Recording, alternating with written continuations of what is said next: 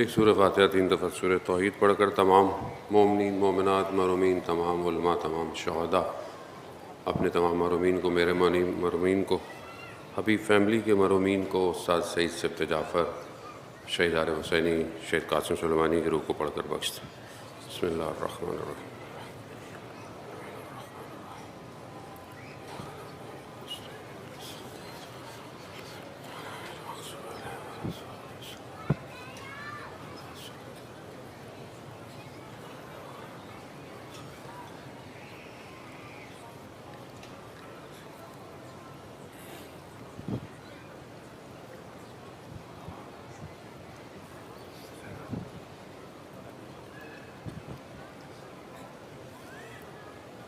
امام زمانہ کی سلامتی کے لیے ایک دفعہ صلوات بھیج دیں۔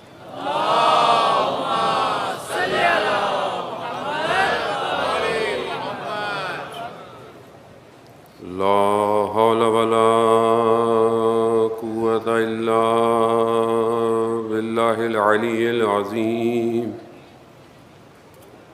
حسبنا اللہ ونعم الوکیل نعم المولا ونعم النصیر۔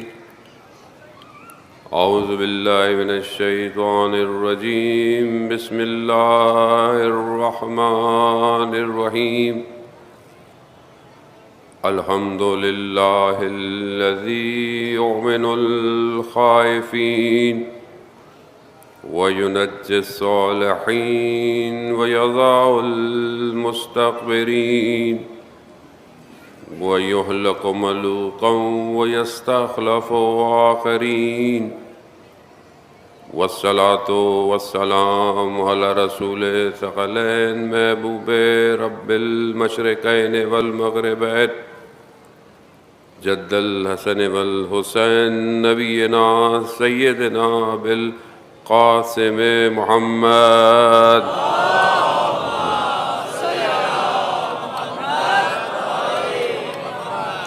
وعلى آلہ الطیبین الطاہرین المعصومین لا سیما بقیت اللہ فی الارضین روحی وارواحنا لتراب مقدم الفدا ولعنۃ اللہ علی اعدائہم اجمعین۔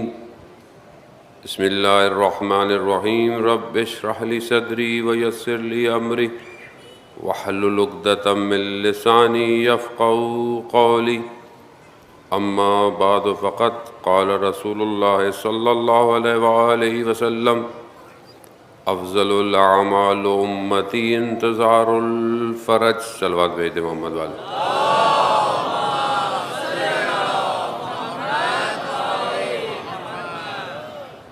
عزاداران شہید الشہداء، ماہ محرم کی آج پہلی گزر گئی، شب جو ہے وہ دوسری کی ہو گئی۔ ماہ محرم آتا ہے خود بخود عالم میں ایک غم سی فضا چھا جاتی ہے۔ امام رضا علیہ السلام صلی محمد مفصل روایت ہے، امام خود ماہ محرم میں کی اس آمد کو اپنے عمل سے، اپنے ظاہر سے، اپنے رویے سے، اپنے کاموں سے، اپنے وقت میں مومنین تک، مسلمانوں تک اس پیغام کو پہنچاتے رہے کہ یہ غم کے دن ہیں۔ خود جو ہے وہ امام نے شبیب کو کہا کہ جب نہ شبیب اس مہینے میں سید الشہداء پر گریہ کرنا گناہوں کی مغفرت ہے، چاہے وہ قلیل ہوں چاہے وہ کثیر ہوں۔ اب یہ ظاہر ہے، یہ ہم کیونکہ ہم مادی دنیا میں رہتے ہیں اور ہم ہر چیز کو مادے سے ناپتے اور تولتے ہیں، ظاہر ہے نہ ہم گناہوں کو تولنے کا ہمارے پاس کوئی ایسا آلہ ہے یا ایسا کوئی گیجٹ ہے جس سے ہم گناہوں کو دیکھیں کہ فلانا گناہ کتنا ہے، فلانا گناہ کتنا ہے۔ لیکن عالم ملکوت ہر گناہ کو اس کے حساب سے ضبط کرتا ہے، اس کی کیفیت کے ساتھ۔ اب ایک انسان ہو سکتا ہے کہ کوئی یہ تو میں نے چھوٹا سا گناہ کیا، ہمارے ہاں تو ایسی ہے نا، یہ تو چھوٹا سا ہے، مطلب کسی کو کچھ کہہ دیا، کسی کو ذرا سی تکلیف دے دی، تو چھوٹا سا گناہ تھا، بڑا گناہ تھوڑی ہے۔ البتہ گناہوں کے بھی اگر آپ جائیں تو گناہوں کے لیے بہرحال سب سے بہترین کتاب آیت اللہ شہید دست غیب کی گناہ کبیرہ، کہ جو اردو میں بھی غالباً 2 والیوم میں پرنٹ ہوئی ہوئی ہے، جوانوں کے لیے بہت ضروری ہے کہ آپ اس کا مطالعہ کریں تاکہ ہمیں پتہ تو چلے کہ زندگی میں جو کر رہے ہیں وہ گناہ ہیں یا کیا ہے، کیونکہ آج تو اتنا سب کچھ مکس ہو گیا ہے، ہمیں پتہ ہی نہیں ہے حلال کر رہے ہیں یا خدا نخواستہ حرام کر رہے ہیں۔ تو اس کے اندر ہیں گناہ کبیرہ کیا ہے، لیکن علماء اکرام روایات کی روشنی میں کہتے ہیں کہ گناہ چھوٹا ہو یا بڑا ہو، گناہ گناہ ہے۔ گناہ کا مطلب کیا؟ یعنی آپ نے خدا کی نافرمانی کی ہے، گناہ یہی ہے نا۔ مثال کے طور پر کوئی خاتون بے حجاب نہیں ہے، بد حجابی ہے۔ مثال کے طور پر تھوڑے سے بال نظر آتے ہیں، آپ کو پتہ ہے واجب ہے بالوں کو ڈھانپنا، حجاب کے اندر واجب ہے، جب خاتون بالغ ہو جاتی ہے اس کے لیے حجاب کرنا واجب ہے، چاہے وہ بچی ہو چاہے وہ جیسی بھی ہو۔ لیکن مثال کے طور پر کوئی کہ تھوڑے سے بال نظر آ رہے ہیں، وہ یہ تو تھوڑے سے ہیں، یا آپ الہی فرمان کے مقابلے میں انجام دے رہے ہیں، یہ تھوڑا نہیں ہے، یہ اللہ کے فرمان کے مقابلے میں۔ جب وہ سورہ نور میں کہہ رہا ہے کہ اپنی ماؤں بہنوں بیٹیوں کو ڈھانپ دو چادر سے، تو آپ کس کے مقابلے میں ہیں؟ خدا کے مقابلے میں ہیں آپ۔ تو اب دنیا تو ہم پیرامیٹر نہیں کر سکتے نا، کیونکہ ہمیں پتہ ہی نہیں ہے، ہم تو اپنی آنکھ سے دیکھتے ہیں، جو ہمیں نظر آتا ہے ہم دنیا کو ویسے ہی دیکھتے ہیں، یہ گورا ہے، یہ سانولا ہے، یہ کالے کپڑے پہنا ہوا ہے، یہ دوسرے کپڑے پہنا ہوا ہے، یہ چھوٹا ہے، یہ بڑا ہے، ہم تو یہی ناپتے ہیں۔ مگر عالم ملکوت ہمارے ظاہر کو نہیں، ہمارے باطن کو دیکھ رہا ہوتا ہے۔ اب یہ جو گناہ ہے اس کو دنیا کی کوئی سکینر مشین نہیں بتا سکتی کہ اس شخص کے کتنے گناہ ہیں۔ آپ دنیا کی بہترین مشین سے گزار لیں، گناہ نہیں بتائے گی۔ لیکن اللہ کا ولی جب ایک نگاہ ڈالتا ہے بندے کی طرف تو اسے دیکھ لیتا ہے کہ یہ کون سی مشکل میں اور گناہ میں پھنسا ہوا ہے۔ اب اس کی مثال یہ ہے کہ جب ائمہ علیہ السلام سے پوچھا گیا کہ مطلب آپ کوئی ایسا کام کیوں نہیں کرتے، مطلب آپ کیوں نہیں کوئی ایسا کام کرتے، معصوم ہے وہ معصوم۔ خود امام ارشاد فرماتے ہیں کہ تم اگر کہیں سے گزر رہے ہو اور غلاظت پڑی ہوئی ہو، کچرا پڑا ہوا ہو، تو کیا اس کے قریب جاؤ گے؟ کہا نہیں، ہم کیوں نہیں جائیں گے۔ کہا کیوں نہیں جاؤ گے؟ کہا نظر آ رہا ہے غلاظت ہے۔ تو کہا ہمیں گناہ بالکل ایسے ہی نظر آتا ہے۔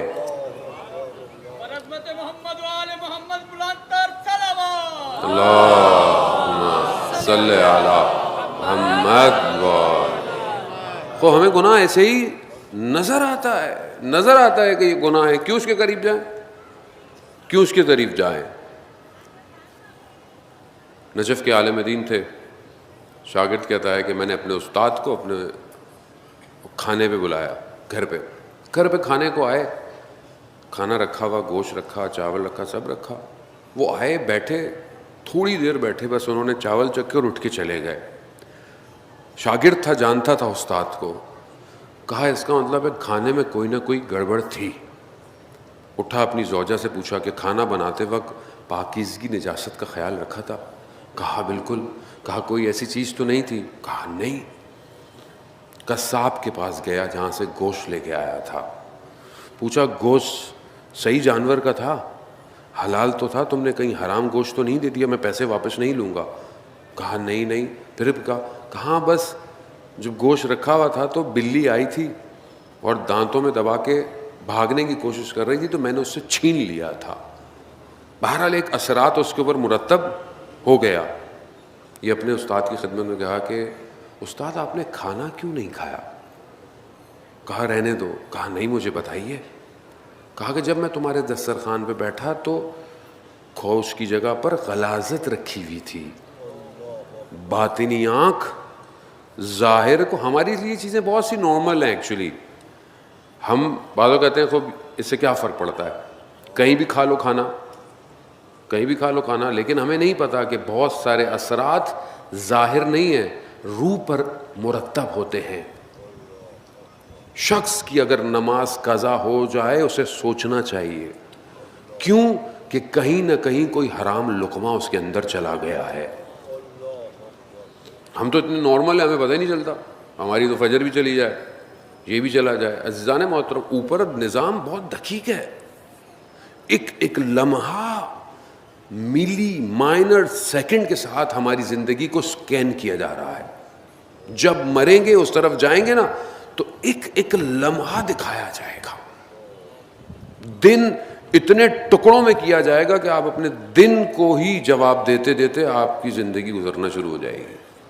وہ اوپر کا نظام ایسا ہے، خدا کا نظام ہے، ہمارا آپ کا نظام نہیں ہے، الہی نظام ہے.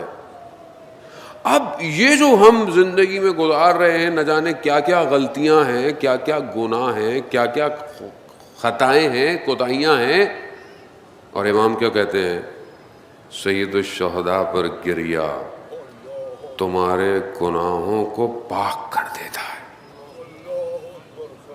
سمجھنے کی کوشش کریں کہ آپ کہاں بیٹھے ہوئے ہیں. آپ کو امام نے دعوت دی ہے، آؤ، پورا سال تم سے کچھ بھی ہو گیا، ہم تمہیں صاف کریں گے. یہ ہے امام. امام کو سمجھے عزیزان محترم. امام ایک ایسا نظام ہے کہ اس کے بغیر بشریت حرکت نہیں کر سکتی، کمال کی طرف نہیں جا سکتے. ورنہ شیطان اتنی کوشش میں لگا ہوا ہے کہ ہمیں ایک ہر لمحے کے لیے کھینچتا رہے ہر لمحے. اور وہاں اس نے اپنے ہادیوں کو بھیج کر، یہ ہے امام، کہ ہم جو روتے ہیں، جو گریا کرتے ہیں، خدا ہمارے گناہوں کی مغفرت کر دیتا ہے. کس پہ گریا؟ سید الشہداء پر گریا. آپ کربلا نہیں گئے، آپ کربلا نہیں پہنچے، آپ نے امام کا اس وقت ساتھ نہیں دیا. وہ ان کے درجے تو اپنی جگہ پر، لیکن آپ 1400 سال بعد بھی کبھی بھی سید الشہداء پر گریا کریں، آپ کی پہلی لیئر کلیئر ہو جاتی ہے. معاملہ ختم نہیں ہوتا، انشاءاللہ اسی کو ہم آگے بڑھائیں گے کہ یہ پہلا اسٹیپ ہے. گریا صاف کرتا ہے، پھر اس کے بعد آگے کیا ہے وہ والا. ہمارا موضوع معرفت امام ہی پر ہے. جانے محترم، اگر چند دنوں میں خدا توفیق دے کہ بہرحال جتنا ہم پہنچ سکے پہنچیں، بہرحال ایک قدم آگے ہوں. جتنا ہم پہلے امام کو جانتے تھے اس سے ایک قدم ہم کم از کم آگے بڑھیں. امام کیا ہے؟ کل میں نے آپ کی خدمت میں جو ہے وہ یہودیوں کی کچھ کتابوں کا حوالہ دیا، اور اس کے اندر جو امام کے لیے ارشادات ہوئے میں نے آپ کی خدمت میں بتایا. بہت تیزی سے خلاصہ کرتے ہوئے آگے نکلوں گا کہ یہودیوں کی کتاب توریت کے اندر ذکر تھا ایک منجی کا، ایک وہ جو نجات دے گا، اس کا ذکر تھا. وہ انتظار کرتے رہے، حضرت عیسیٰ آئے، انہوں نے حضرت عیسیٰ کو قبول نہیں کیا. وہ انتظار کرتے رہے، مدینہ میں رسول خدا آئے، مگر انہوں نے رسول کو قبول نہیں کیا. اب صرف ایک چانس جو ہے وہ بچ گیا ہے منجی کے لیے، اور وہ ہے آخری امام. اب وہ ان کا انتظار کر رہے ہیں. اب یہ کیونکہ انٹرنل اتنی ان کے اندر پرابلم ہو گئی ہے، چینجز ہو گئی ہے، کہ اب وہ ظاہر میں امام کا انتظار کر رہے ہیں، لیکن جو ایگزیکٹ ہے وہ اینٹی امام کا انتظار کر رہے ہیں ایکچولی. یعنی وہ اینٹی کرائسٹ کا انتظار کر رہے ہیں، یا یوں کہیں کہ وہ دجال کی تیاری کر رہے ہیں، کیونکہ ان کے اندر انحراف اتنا زیادہ ہو گیا ہے. اب وہ ایکچوئل میں امام کے مقابلے میں آ گئے ہیں، جو آپ کو نظر بھی آتا ہے پوری دنیا کے اندر. اب دوسرا مذہب جو سب سے زیادہ ہے وہ کرسچن ہے. ظاہر ہے کرسچن کے اندر کیتھولک ہیں, آرتھوڈاکس ہیں, پروٹیسٹنٹ ہیں, اور بھی فرقے ہیں, لیکن یہ 3 فرقے ان کے یہاں سب سے بڑے ہیں. ان کے یہاں بھی انجیل جو ہے وہ مختلف ہے. جو سب سے زیادہ ایکسیپٹیبل ہیں وہ 3-4 انجیلیں جو ہیں وہ سب سے زیادہ ایکسیپٹیبل ہیں, کہ حضرت عیسیٰ کے بعد ان کے حواریوں نے پھر ان کے بعد یہ چیزیں پہنچائیں. البتہ ان کے یہاں بھی مشکلات پائی جاتی ہیں, لیکن بہرحال مختلف کتابوں میں, انجیل لوقا میں, انجیل مرقس میں, اور اسی طرح مکاشفات یوحنا کے اندر مختلف چیپٹروں پر موعود کا ذکر کیا گیا ہے. موعود کہ جو آئے گا, جس کا وعدہ کیا گیا ہے. انہی کتابوں کے ایک چیپٹر نمبر 37 کے اندر جو ہے, یا چیپٹر 12 ہے غالباً, اور اس کے اندر بہت خوبصورت عبارت ہے. بس غور کیجئے گا, میں آپ کو بتانا چاہتا ہوں کہ کس طرح انسانیت انتظار کر رہی ہے. اس میں ارشاد ہوتا ہے کہ تم ایسے انتظار کرو جیسے اردو میں ہم ٹرم یوز کرتے ہیں نا کہ کمر کس لو, یعنی اب کام سخت ہے, اپنے آپ کو کمر بستہ کر لو, بالکل تیار رہو, گیٹ الرٹ, ریڈی ہو جاؤ. یہ تعبیر اس میں استعمال کی گئی ہے. کہا کہ کمر کس لو اور جو ہے وہ روشنی کر لو, یعنی چراغوں کو روشن کر لو. جیسے کوئی دولہا جب گھر آتا ہے تو اس کے لیے فوراً دروازہ کھول لیا جاتا ہے, اس طرح کمر بستہ اس کا انتظار کرو. خوب یہ انجیل کے اندر ہے. یہ نہیں, ایسے اپنے آپ کو کر لو, ایسے کر لو, ایسے تیار کرو اور بیدار رہو. اس سے بھی بڑی عبارت جو ہے وہ دوسری انجیل کے اندر 13 چیپٹر میں اور پیراگراف 37 سے لے کے آنورڈ جو ہے وہ بیان ہوتا ہے کہ جیسے کوئی گھر کا بڑا بہت دور چلا گیا ہو اور اپنے پیچھے اپنے غلاموں کو, ان کو خاص کام دے گیا ہو. اپنے غلاموں کو, غور کیجیے گا, یعنی بہت دور چلا گیا ہے اور اپنے غلاموں کو خاص کام دے گیا ہے, اسپیشل ڈیوٹیاں دے گیا ہے, اور ان کو یہ کہہ گیا ہے کہ انتظار کرنا, اور وہ آئے گا. اس کے اندر لکھا ہے کہ وہ جو دور گیا ہے بڑا صاحب خانہ ہے, یعنی مالک ہے گھر کا, وہ پلٹے گا. تو تیار رہنا. وہ کب پلٹے گا؟ اس کے اندر عبارت ہے کہ وہ ہو سکتا ہے شام کو آئے, ہو سکتا ہے رات کو آئے, ہو سکتا ہے بانگ صبح, یعنی جب مرغے اذان دیتے ہیں وہ آئے. بیدار رہنا, کہیں یہ نہ ہو کہ تم سو رہے ہو اور وہ آ جائے. خوب یہ انجیل کے اندر ہے, اور یہ حضرت عیسیٰ کے لیے نہیں ہے. وہ خود حضرت عیسیٰ بیان کر رہے ہیں کہ اس کا انتظار ایسے کرو, یعنی وہ کبھی بھی آ سکتا ہے. اسی لیے آپ دیکھیں کہ پوری دنیا کے اندر چہل مچ ہلچل ہے, دنیا انتظار کر رہی ہے منجی کا, اور تیاری کر رہے ہیں وہ لوگ امام کے لیے. اور ان کے ہماری کتابوں میں ہمارا ایمان ہے کہ حضرت عیسیٰ جو ہیں وہ تشریف لائیں گے آسمان سے, اور امام کے پیچھے جو ہے وہ نماز پڑھیں گے. تو یہ پوری کرسچینٹی جو ہے وہ امام کے پیچھے آ جائے گی انشاءاللہ, اور ہم لوگ انتظار ہی نہ کرتے رہ جائیں گے, کیونکہ ہم یوز ٹو نہیں ہیں. ایکچولی ہمیں عادت نہیں ہے سسٹمیٹک زندگی گزارنے کی. یہ یاد رکھیے گا, جو نظام یا اسٹریٹجیکل اپنی زندگی کو نہیں گزارتا وہ امام کے نظام میں فٹ نہیں ہوگا. جس کی اپنی زندگی میں کوئی سسٹم ہی نہیں ہے, کوئی نظام ہی نہیں ہے, کوئی ہے ہی نہیں چیز, بس زندگی گزر رہی ہے. سسٹمیٹک ہر چیز. نظام کیا ہے؟ نظم کس کو کہتے ہیں؟ مولا متقیان حضرت علی ابن ابی طالب علیہ السلام. اللہم صلی علی محمد. خود مولا نظم کی تعریف کرتے ہیں. خود نظم یہی ہے کہ ایک چیز کو ہر چیز کو اس کی جگہ پر رکھنا, اور امام خود ارشاد فرماتے ہیں کہ اپنے امور کو نظم دو, یعنی سسٹمیٹک کرو. خاص طور پہ جوان بیٹھے ہوئے, اسٹوڈنٹ بیٹھے ہوئے ہیں, کب اٹھنا ہے, کب پڑھنا ہے, کب کھیلنا ہے, کب بک ریڈنگ کرنی ہے, کتنی دیر موبائل یوز کرنا ہے. یہ تو یہ مصیبت پڑھائی کے بہانے بھی آ گئی ہے. ماں باپ پوچھتے کیا کر رہا ہو, بیٹا پڑھ رہا ہوں, یہی نہیں پتا کہ کیا کر رہا ہے. یہ بہت ضروری ہے.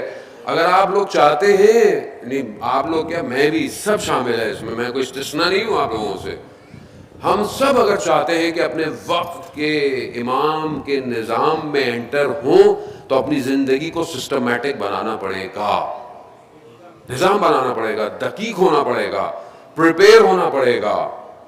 کیوں؟ کیونکہ جب اس نے آنا ہے اسے اسپیشلائزڈ لوگ چاہیے. بس اسی پہ ہماری گفتگو ہے, انہوں نے اڑتی رہے گی.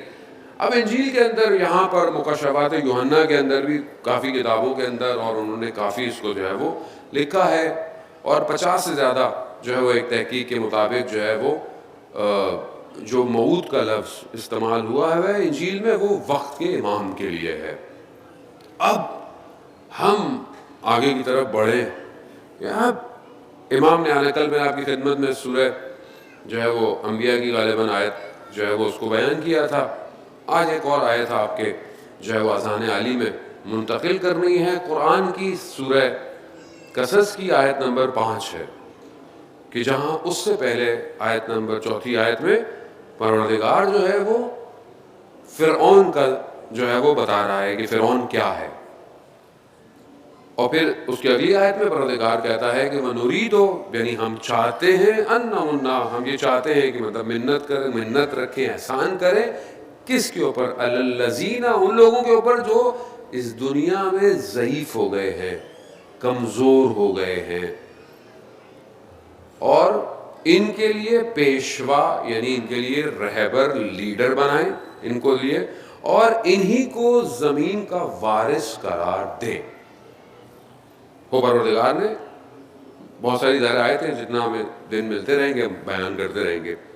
اس کے ذیل میں نہج البلاغہ میں حضرت علی ابن ابی طالب علیہ السلام نے اللہم صلی علی محمد, امام نے نہج البلاغہ کے اندر ایک عبارت استعمال کی ہے. بس آپ کے اذان عالی میں ان عبارتوں کو منتقل کرنا ہے, ورنہ ویسے تو ہمیں ظاہر کچھ آتا ہے نہیں. جو ائمہ علیہ السلام نے فرمایا ہے ان الفاظوں پہ غور کریں. امام فرماتے ہیں کہ جس طرح دنیا اپنی سرکشی اور چمکوشی اور مشکلات کی وجہ سے دنیا مطلب کہاں چلی گئی ہے, دنیا ان حالتوں کی وجہ سے ہے. پھر امام مثال دیتے ہیں کہ جیسے اونٹنی اپنے دودھ کو دوسرے کو نہیں دینے دیتی, اپنے بچے کے لیے سنبھال کے رکھتی ہے, اسی طرح یہ دنیا ہماری طرف پلٹے گی, یعنی خاص کام کی طرف, یعنی ہماری طرف دنیا پلٹ آئے گی. اور پھر امام اس آیت کی تلاوت کرتے ہیں, سورہ قصص کی آیت کی, کہ خدا چاہتا ہے جو زمین میں ضعیف ہو گئے ہیں ان پر احسان کرے, اور ان کے لیے پیشوا یعنی انہی ائمہ علیہ السلام کو پیشوا رہبر قرار دے, اور پھر انہی کو زمین کا وارث قرار دے. اور بھی آیات ہیں, اور اس وارثین کے لیے بہت ساری اور کتاب الغیبہ کے اندر بھی شیخ طوسی نے بھی اور روایتیں بھی جو ہے وہ کوٹ کی ہیں. اب یہ ہے کہ یہاں پر کون لوگ ضعیف ہو گئے ہیں, تو قرآن کیونکہ جب سپین کو ذکر کرتا ہے, اس فلو کو ذکر کرتا ہے, تو آپ کو پچھلی آیت دیکھنی پڑے گی. پچھلی آیت کیا ہے؟ پچھلی آیت فرعون کے بارے میں ہے. کون ہے فرعون؟ نے ٹکڑوں میں, طائفوں میں, گروہ میں ان کو بانٹا ہوا ہے. اور کیجئے گا, حالات حاضرہ ہے پورا, گروہ میں ان کو بانٹا ہوا ہے فرعون نے, اور ایک گروہ کو تو بہت ہی ضعیف کر دیا ہے, ان کے بیٹوں کو ذبح کرتا ہے اور ان کی عورتوں کو زندہ رکھتا ہے. خوب آپ سوچیں فرعون نے یہی کیا, فرعون یہی کرتا تھا نا. جب آپ کو بتایا کہ بنی اسرائیل کے اس نے کیا کیا, سب سے زیادہ ضعیف ان کو کیا, ٹکڑوں میں لوگوں کو رکھا. خوب یہ تو دنیا کا رول ہے. یہ جو آج آپ کو نظر آتا ہے کہ انہوں نے کام کیا ڈیوائیڈ اینڈ رول, یہ اصل میں نظام فرعونیت ہے.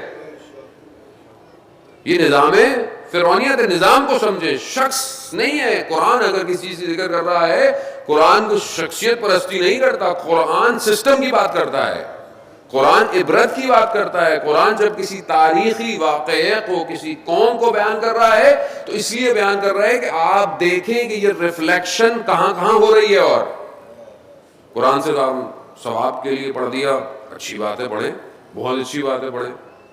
10 آیتیں تو ویسے بھی حد عقل پڑھیں گے تو غافل سے باہر آئیں گے. اگر 10 آیتیں پڑھتے ہیں تو غفلت سے باہر آئیں گے. باقی روایتوں کا اسٹینڈرڈ الگ ہے.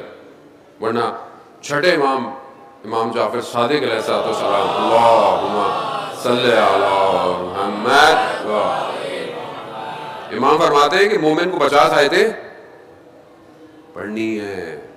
50 آیتیں. عزیزان محترم، مومن تو بنے کم از کم، مسلمان تو بنے، وہ پڑھے. کتنا پڑھتے ہیں؟ میں ہمیشہ بات ہوں، بار بار بولتا ہوں، اس کی ضروری ہوتی ہے کیونکہ کہیں نہ کہیں شاید ایک کو ہی سمجھ میں آ جائے، مجھے خود کو سمجھ میں آ جائے کہ کتنا ہم لوگ یہ سوشل میڈیا پڑھتے ہیں صبح سے شام تک. واٹس ایپ کے میسج، فیس بک کے اسٹیٹس، انسٹاگرام، پتہ نہیں کیا کیا. وہ بری بات نہیں ہے، لیکن اتنا ٹائم دیتے ہیں اس کو. اور وہ جو ہر وقت آن لائن ہے، خالق انسانیت کا، پورے جہان کا، اس کو کتنا ٹائم دے رہے ہیں؟ کلام الہی ہے نا، مگر آپ نہیں چاہتے کہ خدا آپ سے کلام کرے؟ نہیں چاہتے، خود اس کو دے. اب ہم سطحی طور پر قرآن سے گزر گئے. قرآن سسٹم دے رہا ہے. قرآن کہہ رہا ہے کہ یہ فرعونیت سسٹم یہ ہے، ایسا ایسا ایسا کریں گے، ٹکڑوں میں بانٹیں گے، ضعیف کریں گے، کمزور کریں گے. ذبح آپ کے سامنے کیا آج دنیا میں ہو رہا ہے؟ سب یہی ہے، سب یہی ہے.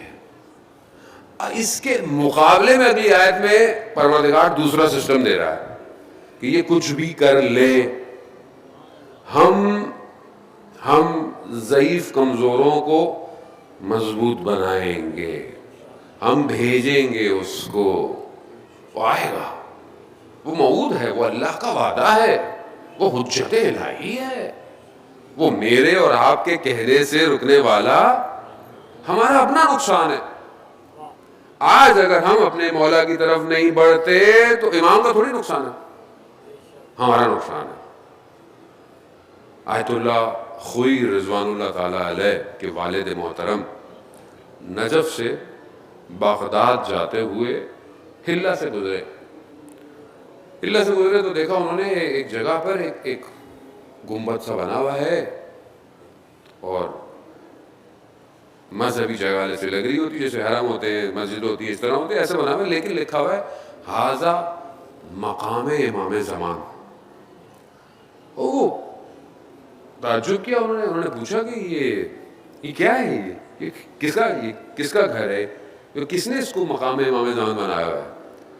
تو وہاں ان کو بتایا کہ یہاں ایک شیخ علی ہوتا تھا، اور وہ بہت مناجات کرتا تھا، بہت دعائیں کرتا تھا، بہت گریے کرتا تھا، بہت امام کو یاد کرتا تھا.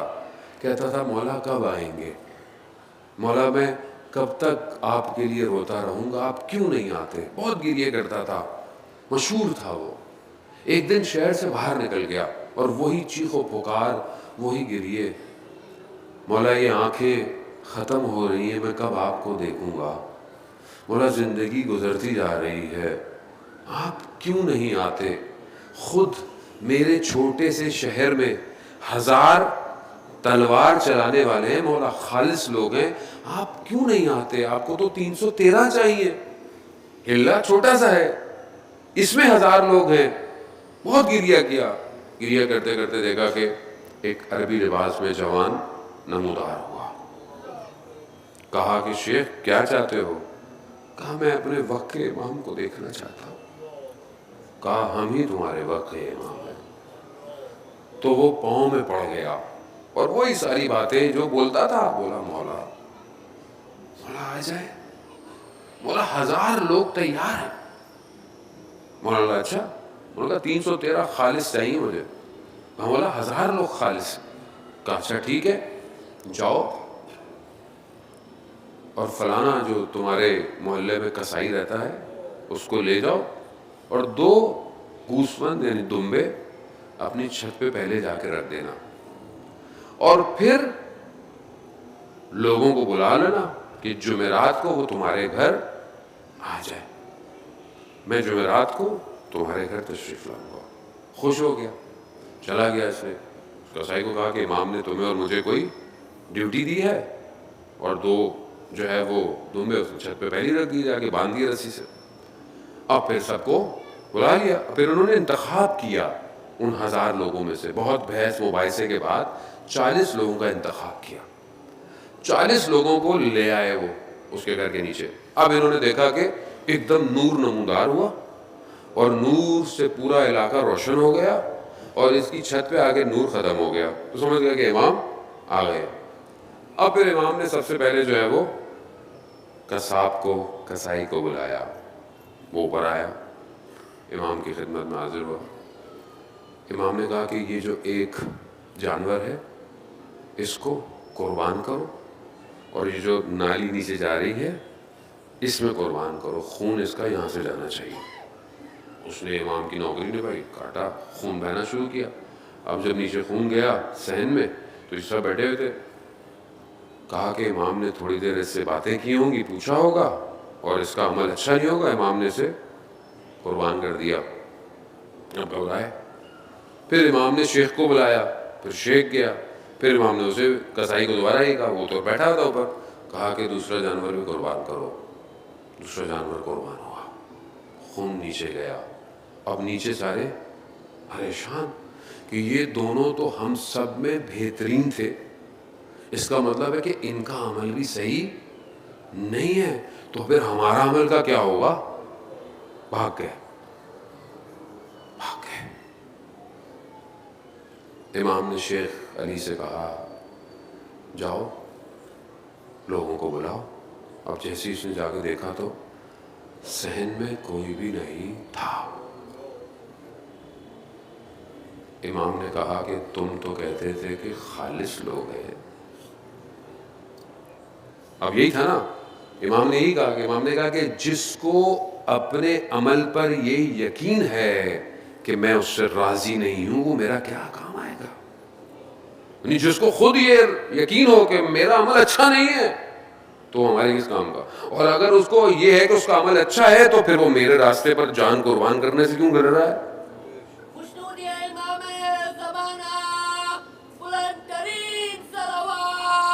اللہم صلی علی محمد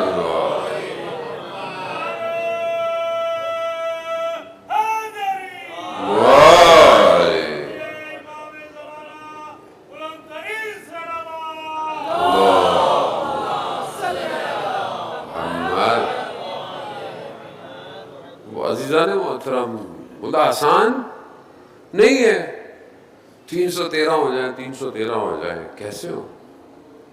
آسان نہیں ہے۔ اگر آپ ملاقوت کا کیمرہ آپ کے پاس ہو تو آپ کو پتہ چل جائے گا کہ میں کتنی مشکل میں گرفتار ہوں۔ اس لیے تو ہم آتے ہیں مجلسوں میں کہ ہم ایک ایسی کشتی میں سوار ہوں جو سب سے تیز ہے، جو ہمیں تیزی سے لے کے جائے گی۔ کوئی اور در نہیں ہے، کوئی اور مکتب نہیں ہے، کوئی اور دروازہ نہیں ہے عزیزان۔ اس لیے میں ہمیشہ اور بار بار اس بات کو اظہار کر رہا ہوں کیونکہ حالات آپ کے سامنے ہیں۔ مجلس کو، عزاداری کو اوپن رکھے، اوپن فورم کیوں رکھے؟ تاکہ ہر مکتب آئے، ہر مکتب آئے، سننے آئے۔ اگر کوئی نہیں سوار ہو پایا نا اس کشتی پر ہماری وجہ سے، اس کا بھی ہمیں جواب دینا پڑے گا۔ تو امام حسین علیہ السلام کسی ایک فرقے کے مذہب کے نہیں ہے عزیزان محترم، اور وقت کا امام سب کا امام ہے۔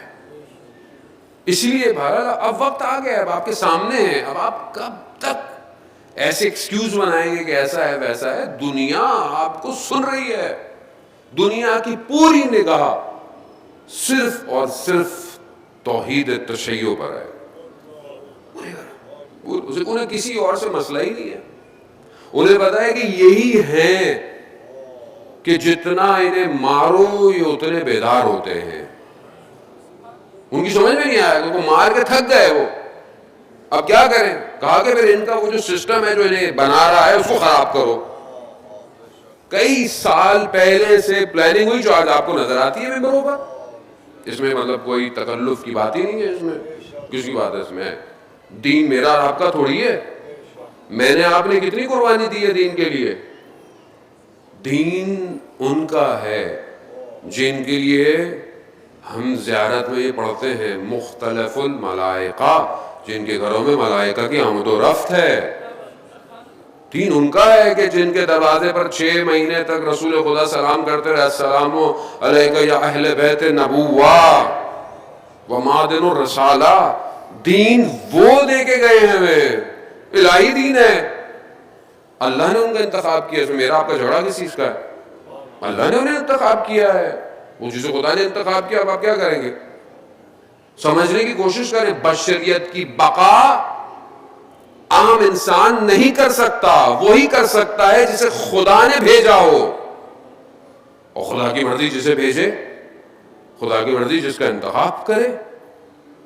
نہ ہم لڑ سکتے ہیں، نہ ہم کچھ کر سکتے ہیں. اور یہ ساری دنیا اسی نظام سے چل رہی ہے عزیزان محترم. اس لیے مجلس کو، عزاداری کو آپ کی ذمہ داری ہے. ایک ایک شخص کی ذمہ داری ہے عزیزان محترم، ایک ایک شخص کی ذمہ داری ہے کہ کوئی ایسی بات، کوئی ایسا پیغام یہاں سے نہ نکلے کہ جسے امام نے خود فرماتے ہیں کہ ہمارے لیے زینت کا باعث بنو. زینت کا باعث بنو. بیان کرے ائمہ علیہ السلام کی زندگی، بیان کرے کیسے تھے، بیان کریں کس طرح ان کا رویہ تھا، کیسی ہستیاں تھیں، کیسی شخصیتیں تھیں. شخص آتا ہے امام جعفر صادق علیہ السلام کے بعد،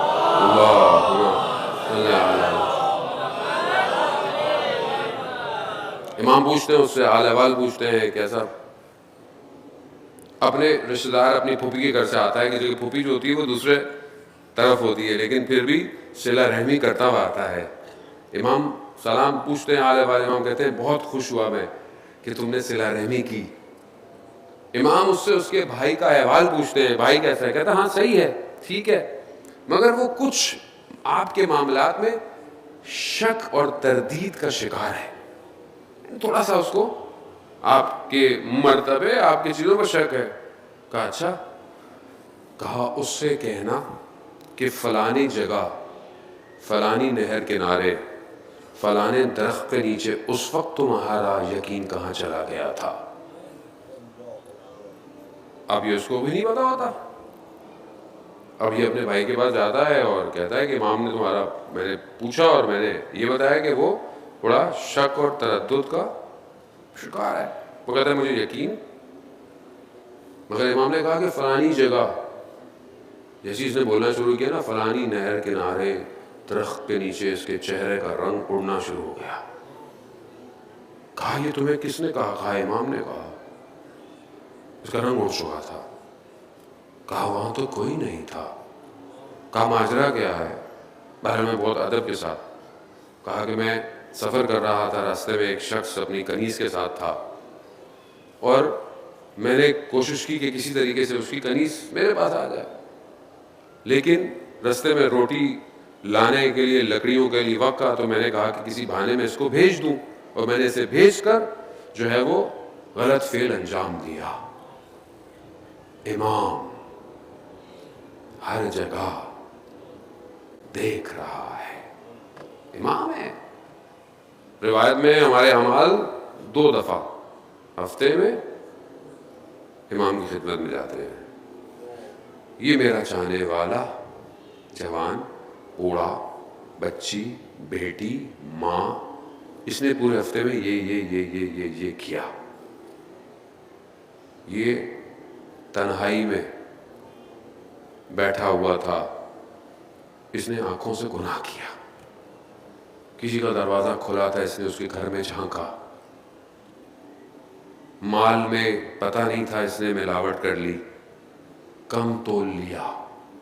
فلانی جگہ اس نے جھوٹ بولا. کتنا سخت ہے. میں تو اتنا گھبراتا ہوں عزیزان محترم، آپ اصلا اندازہ نہیں کر سکتے. ہمیں ہمارے لیے اور مشکلات ہے. ہمیں تو عجب یعنی خود پسندی، ریاکاری، ہم تو اسی میں گرفتار ہیں. کہ کتنے لوگ میری مجلس سن رہے تھے، خود پسندی ہے. کہاں سے باہر نکالوں اسے؟ کتنے لوگوں نے لائیو سنا میری مجلس کو؟ گاڑی میری کیسے آ رہی تھی؟ مجھے تو خوف ہوتا ہے کہ جب ہم اس روڈ پہ آتے ہیں کسی کو اذیت ہو جائے، کسی کو تکلیف ہو جائے، میں تو روز قیامت کھڑا رہ جاؤں گا کہ تم جا کہاں رہے تھے؟ تم آئے، تمہارے ساتھ کے چلنے والوں نے کسی کو ٹھوکر مار دی، میں کیسے جواب دوں گا؟ آپ سوچیں، معاملہ سنگین ہے۔ اس حالت میں میں خوش ہوں کہ میرے ساتھ 10-15 گاڑیاں گارڈ چلتے ہیں، میں بڑا خوش ہوں۔ مولا مولا کہیں گے کہاں جا رہے ہو؟ کدھر جا رہے ہو؟ غلام چاہیے ہمیں۔ وہ غلام کیسا غلام؟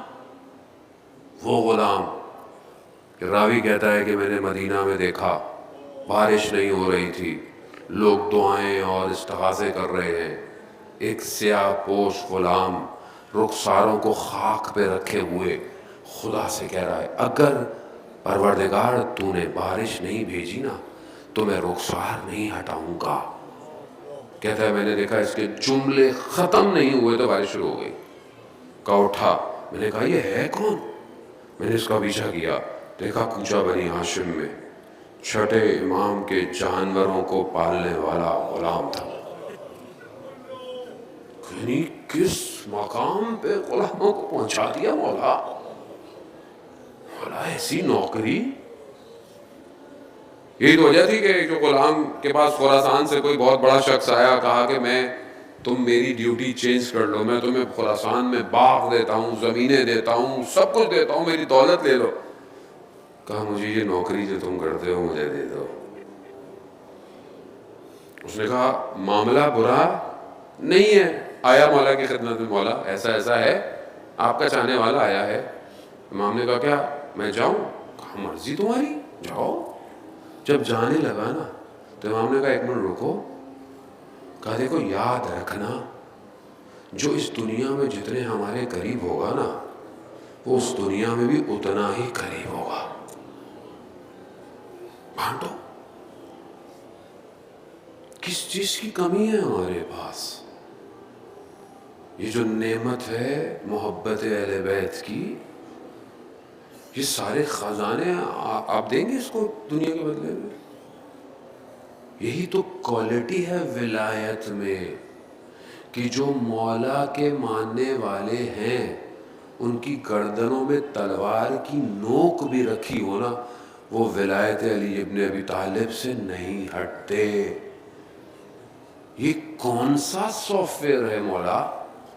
یہ کون سی ایسی چیز ہے جو ہمارے وجود میں آ گئی ہے اور ہم اس کو چھوڑنا نہیں چاہتے؟ کیا ہے یہ؟ کہا یہ تمہارے بس کی بات نہیں ہے، یہ لطف الہی ہے۔ یہ نہ صرف لوگوں پہ بلکہ جانوروں، دوسری مخلوقات ہوں، سب کے اوپر ہے۔ بیان کرتے ہیں کہ امام رضا علیہ السلام کے حرم میں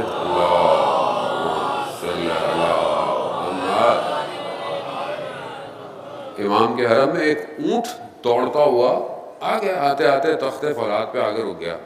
لوگ متوجہ ہوئے، بڑا گریا، خود اس نے چیخنا شروع کر دیا، اور اونٹ نے ایسے میں اس کا مالک بھی پہنچ گیا اور اس نے اس کے گلے میں ڈلا تو اس سے کھینچنی شروع کی، اس نے اور چیخ پکار شروع کر دی اونٹ نے۔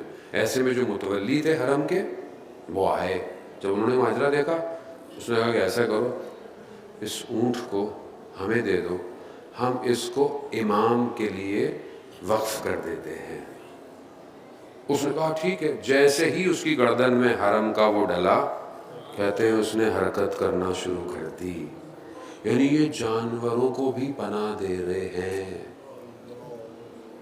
ہم عزیزان محترم ہم کیوں پریشان ہیں؟ آپ یقین کریں آیت اللہ عظمہ بہجت فرماتے تھے کہ جب تم کوئی بات خود کہتے ہو نا تو یہ بات سب سے پہلے تمہارے کان میں جاتی ہے، تمہارے لبوں اور تمہاری کان کے درمیان میں یہ 4 وجب کا فاصلہ ہے۔ کہا امام اس سے بھی زیادہ نزدیک ہے، اس سے بھی زیادہ نزدیک ہے۔ بس آپ کی زحمت ہے تمام۔ ہاں عزیزان محترم، امام کی جو نزدیک ہوتا ہے وہ بڑا باقمار ہوتا ہے۔ اسی طرح امام نے جب ایک کوفہ کے پہلے شہید کا نامہ لکھا نا، اس میں یہ نہیں کہا کہ یہ میرے چچا کا بیٹا ہے، بلکہ پہلے کہا کہ یہ مسلم بن عقیل میرا بھائی ہے۔ پہلے بھائی کہا، پھر کہا کہ یہ میرے چچا کا بیٹا ہے۔ مسلم کو بھیجا، لوگ کہہ رہے تھے کہ مولا آئیے، تو مولا نے کہا چلو پہلے میں تمہارے پاس اپنا سفیر بھیجتا ہوں، جا کے دیکھے جا کر کہ معاملہ کیا ہے۔ آپ دیکھیں امام نے کیسا انتخاب کیا، ایک ایسی ہستی کا، آپ خود سوچیں ان کا مقام کیا ہوگا۔ حضرت مسلم کا کیا مقام ہوگا کہ امام اپنے آخری وقت میں روز عاشورہ جب دائیں دیکھتے ہیں اور بائیں دیکھتے ہیں تو سب سے پہلے امام نے کہا اینا اینا مسلم ابن عقیل،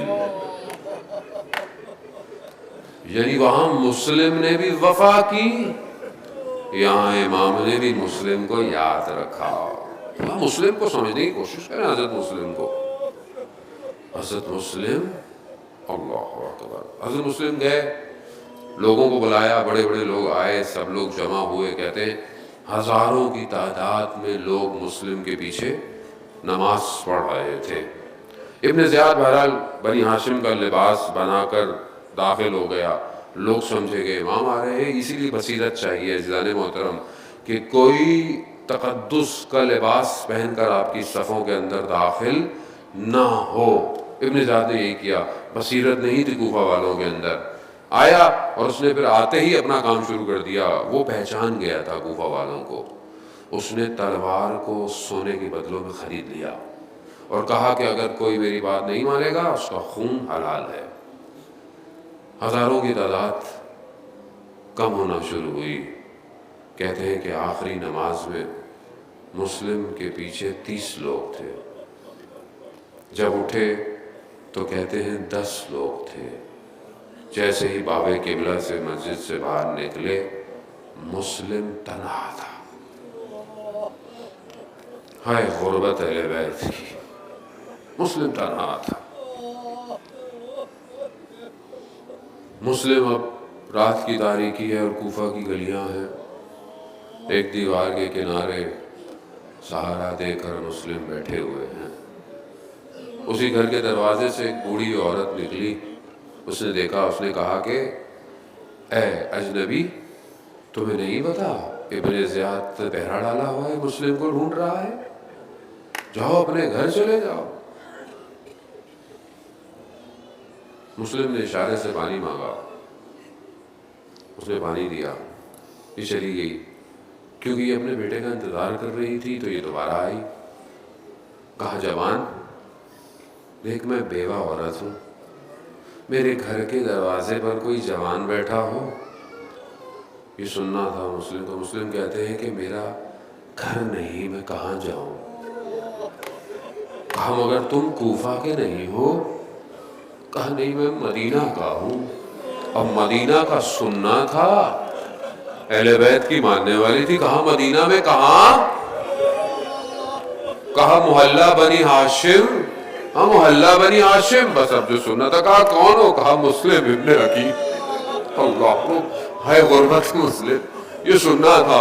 اس نے جلدی سے مسلم کو اندر بلا لیا، وہ اہل بیت کی چاہنے والی تھی، بلایا، کہا کچھ کھلاؤ؟ کہا نہیں کچھ نہیں، بس مجھے مصلی بچھا دو۔ مسلم جانتے ہیں کہ یہ رات آخری رات ہے، عبادت کر لو، عبادت کر لو۔ وہاں بھی شب عاشورہ عبادت ہوتی رہی، یہاں بھی مسلم عبادت کرتے رہے۔ ایسے میں بیٹا آیا، کیونکہ وہ جو تھا وہ خود حکومت کے ساتھ اس کی دوستی تھی اور جانتا تھا، اور اس نے جو ہے وہ یہ خبر دے دی۔ ابن زیاد نے اپنے فوجیوں کو بھیج کر سہارا دے، دوسرے دن صبح گھیر چکے تھے۔ اب یہ جلدی جلدی حضرت مسلم نے لباس پہنا، جانے لگے تو اس نے خاتون نے کہا کہ کیوں جا رہے ہو، یہ تمہاری جان کو خطرہ ہے۔ کہا کہ انہوں نے گھیر لیا ہے۔ کہا روکو، کہہ رہا نہیں میری غیرت گوارا نہیں کرتی، میری وجہ سے آپ کے اوپر کوئی مشکل آئے. اللہ، ایک خاتون بوڑھی اہل بیت کی غیرت گوارا نہیں کی. میرا سلام ہو سید الساجدین پر کہ جو اہل حرم کے ساتھ کوفہ کی گلیوں میں اللہ اکبر اللہ اکبر یا امام زمانہ. اور آپ جانتے ہیں کہ ہم پوری کوشش کرتے ہیں ادب کے ساتھ، کیونکہ ہمارے لیے الفاظ پڑھنا آپ کے دل کے لیے بڑا سخت ہوتا ہے. لے گئے حضرت مسلم کو، لڑائی شروع کی، بس میں بہت تیزی سے لڑائی شروع کی. اور حضرت مسلم بنی ہاشم کے جوان تھے، بنی ہاشم کے جنگ کی، لیکن انہوں نے گھیر کر دھوکے سے حضرت مسلم کو جو ہے وہ ایک جگہ گرایا، اور حضرت مسلم زخمی ہے اور اس کو لے کر چلے. کہا سلام کرو امیر کو، کہا نہیں میرا امیر صرف حسین ہے. کہا تمہیں پتا ہے کہ تمہیں مار دیا جائے گا؟ کہاں مجھے مارا دو. کہا کوئی کام ہے؟ کہتا ہاں 2 رکعت نماز پڑھ لے. تو نماز پڑھی، مختلف مقاتل بیان کرتے ہیں. کہا کوئی وصیت ہے؟ کہتا ہاں ایک پیغام ہے دینا ہے. کہا کس کو؟ کہا امام حسین کو. کہا کیا پیغام ہے؟ کہا کہ ان کو بتا دے کہ یہ کوفہ وہ کوفہ نہیں ہے. حضرت مسلم جانتے ہیں کہ امام کو پتا ہوگا، لیکن اپنی ذمہ داری ادا کی. جب پہلا خط لکھا تھا تو بتایا کہ کوفہ والے آپ کا انتظار کریں، لیکن اب کوفہ بدل چکا ہے، اب یہ کوفہ وہ نہیں رہا. کہتے حضرت مسلم جا رہے ہیں. کہا کہ دارالعمارہ لے جاؤ اور وہاں پر ان کے سر کو تن سے جدا کر دو. جا رہے ہیں تو حضرت مسلم گریا کر رہے ہیں. تو پوچھنے والے نے کہا کہ مسلم ایسا کام کیوں کرتے ہو جس سے رونا آئے؟ کہا میں اپنے لیے نہیں رو رہا، میں امام حسین کے بچوں کے لیے رو رہا ہوں. لے گئے حضرت مسلم کو، مقام پر لے گئے. کہتے ہیں پانی لایا گیا، خون پانی میں گرا، پانی نجس ہو گیا. دوسرا پانی دیا، وہ بھی ایسی. تیسرا پانی. مسلم سمجھ گئے کہ میرے ارباب کو بھی پیاسا شہید کیا جائے گا. سر تن سے جدا ہو گیا. یہ پہلا سر ہے جو سید الشہداء کے لیے اپنے وجود کو قربان کر رہا. میں نے آپ کو پہلے کہا عزیزان محترم، یہ راستہ ایسا ہے، یہ کربلا ایک وادی ہے عشق کی.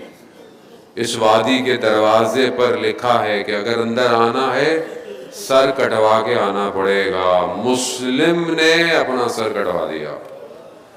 امام کو غیب سے خبر ہو گئی، لیکن امام نہیں چاہتے تھے کہ علم امام سے بتائے. امام چاہتے تھے کہ کوئی کوفہ سے آ رہا ہو وہ بتائے. ایک مقام پر امام نے دیکھا کچھ آ رہے ہیں. امام کہا یہ کوفہ سے ہوں گے. امام ان کی طرف دیکھے، جیسے ہی انہوں نے امام کی طرف ہوا اپنا راستہ بدل لیا. امام نے کہا کہ ان کو روکو، یہ کوفہ سے. انہوں نے جا کر روکا. کہا تم نے نہیں دیکھا امام تمہارا؟ کہا ہم دیکھ رہے تھے. کہا پھر؟ کہا ہم خود ہی امام کا سامنا نہیں کرنا چاہتے تھے. کہا نہیں امام نے بلایا ہے. بلایا امام نے، پوچھا. کہا ہم بتا دیں؟ کہاں یہ سب میرے لوگ ہیں. بتاؤ. کہا کہ جب ہم آخری دفعہ کوفہ سے باہر نکلے نا تو مسلم کے ٹانگوں میں رسی باندھ کر اس کے بدن کو کوفہ کی گلیوں میں گھسیٹا جا رہا تھا. ہاں، حضرت مسلم کوفہ کی گلیوں کو صاف کر رہے ہیں کہ گویا کوئی آنے والا ہے. اللہ اکبر. یہ ہے نوکری امام کی. اسے کہتے ہیں امام کی نوکری کہ اپنے وجود کو ایسا قربان کر رہا ہے. ہاں بہت تیزی سے، بس چند لمحے، بس آپ تیزی سے گزروں گا. عزاداران محترم، امام خبر ہوئی نا، امام خیمے میں گئے. امام نے کہا زینب حمیدہ کو بلاؤ. کون؟ حضرت مسلم کی بیٹی ہے، کیونکہ حضرت مسلم کی زوجہ حضرت ام البنین کی بیٹی یعنی حضرت عباس اور امام حسین کی بہن ہے. کہا حمیدہ کو بلاؤ. بچی چھوٹی ہے. جس طرح امام نے دیکھا اہل بیت کی پرورش شدہ بچی تھی، دیکھتے ہی پہچان گئی. کہا ماموں بابا ٹھیک ہیں؟ بس یہ سننا تھا. امام نے کہا پھر کوئی سر پہ ہاتھ پھیرتا ہے، کوئی رخسار پہ پیار کرتا ہے، کبھی کوئی گود میں بٹھاتا ہے کہ یتیم بچی ہے، کبھی کوئی پیار کرتا ہے. اب ایک چھوٹی سی بچی یہ دیکھ رہی ہے کہ جب کوئی یتیم ہوتا ہے تو پیار کیا جاتا ہے۔ اب روز عاشورہ جب یہ صدا بلند ہوئی کہ حسین کو پیاسا مارا گیا تو اب یہ بچی انتظار کر رہی ہے کوئی آنے گا، لیکن تماچے لگے، تازی آنے لگے، گوشوارے چھلے۔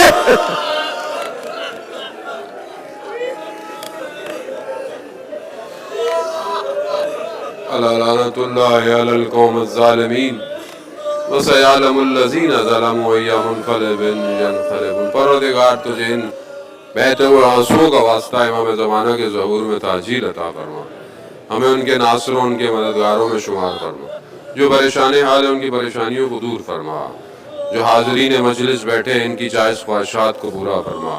مجلس ماتم عزاداری پروردگار جہاں جہاں ہو رہی ہے، جلوس، ان سب کی جان مال عزت آبرو کی حفاظت فرما۔ جو بھی اپنی طرف سے اس پورے کام میں اپنی ذمہ داری، اپنی ڈیوٹی، چاہے وہ انتظامیہ ہو، گورنمنٹ ہو، پولیس ہو، رینجرز ہو، اسکاؤٹس ہوں، ساؤنڈ والے، ٹرسٹ والے، ہر شخص جو بھی اپنی خدمت انجام دے رہا ہے، پروردگار مجھے اپنی بارگاہ سے اجر کثیر عطا فرما۔ ہمیں حج، عمرہ اور زیارات کی توفیق عطا فرما۔ ہمیں کربلا میں امام حسین کا چہلم منانے کی توفیق عطا فرما۔ پروردگار ہمارے ملک وطن عزیز پاکستان کو عزت اور استحکام عطا فرما۔ ہمیں ان کے ناصروں اور خاص طور پہ ہمیں اپنے وقت امام کے لیے اپنے اندر صلاحیتوں کو پیدا کرنے کی توفیق عطا فرما۔ اللہم ارزقنا زیارت الحسین فی الدنیا و شفاعتہ فی الآخرہ۔ صلوات بیت محمد و آل محمد۔